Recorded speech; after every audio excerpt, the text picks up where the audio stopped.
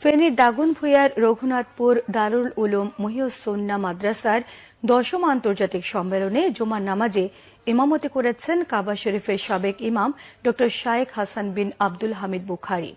জুমার নামাজে ঢল নামে হাজার হাজার মুসল্লির। পিনপত নীরবতায় খুতবা শোনেন তারা। ফেনী থেকে রফিকুল ইসলামের তথ্য ছবি নিয়ে থাকছে ডেস্ক রিপোর্ট। ফেনীতে এসেছেন পবিত্র কাবা শরীফের সাবেক ইমাম ড শায়েখ হাসান বিন আব্দুল হামিদ বুখারী। তাকে এক নজর দেখতে সর্বসাধারণের মধ্যে ছিল ব্যাপক উৎসাহ উদ্দীপনা। প্রথমবারের মতো বাংলাদেশে এসেছেন পবিত্র কাবা শরীফের সাবেক ইমাম ও সিনিয়র মুহাদ্দিস, মক্কার উম্মুল কুরা বিশ্ববিদ্যালয়ের ডিন, সৌদি আরবের সর্বোচ্চ উলামা বোর্ডের ফকিহ ড শায়েখ হাসান বিন আব্দুল হামিদ বুখারী। শুক্রবার যোগ দেন ফেনীর দাগনভূঞার সিন্দুরপুরের রঘুনাথপুর গ্রামের দারুল উলুম মহিউস-সুন্নাহ মাদ্রাসা আয়োজিত ১০ম আন্তর্জাতিক মহাসম্মেলনে।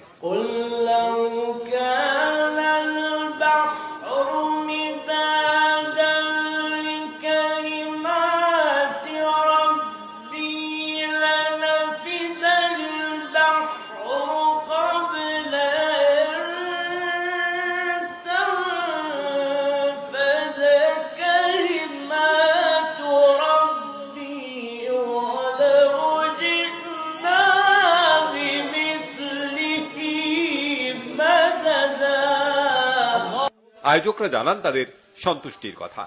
আল্লাহর শুকরিয়া, মাবুদের শুকরিয়া, আপনাদের কৃতজ্ঞতা। কাবা শরীফ ইমাম সাহেব রঘুনাথপুর আসবে, এটা শুধু স্বপ্ন, এটাকে শুধু স্বপ্ন মনে করতাম, এটাকে শুধু কল্পনা মনে করতাম। আমার রব যে পারে, আমার আল্লাহ যে পারে, আমার আল্লাহ যে আমাদের প্রতি রহম করে, বন্দার চাহিদা, বন্দার আবেগ, বন্দার তামান্না, বন্দার আরজু আল্লাহ যাতে ক্লোজলি পূরণ করে, এটা আপনাদের দোয়া, আপনাদের শরীফের সম্ভব হতো না। আপনারা যদি সহযোগিতা করেন, এই ধরনের আলেম উলামাগণ আগামীতে সব সময় বাংলাদেশে আসবেন, কোরআন এবং হাদিসের প্রচার করবেন, কারো রক্ত চক্ষুকে পরোয়া করা হবে না ইনশাআল্লাহ। জুমার নামাজে ইমামতি করেন খ্যাতিমান এই ইমাম। ঢল নামে হাজার হাজার মুসল্লি। পিনপতন নীরবতায় ড শায়েখ হাসান বিন আব্দুল হামিদ বুখারীর খুতবা শোনেন তারা। وأما نبينا صلى الله عليه وسلم فخاتم النبيين وإمام المرسلين وصفوة الله من خلقه أجمعين صلى الله ربي وسلم وبارك عليه إلى يوم الدين. الله أكبر الله أكبر. السلام عليكم ورحمة الله.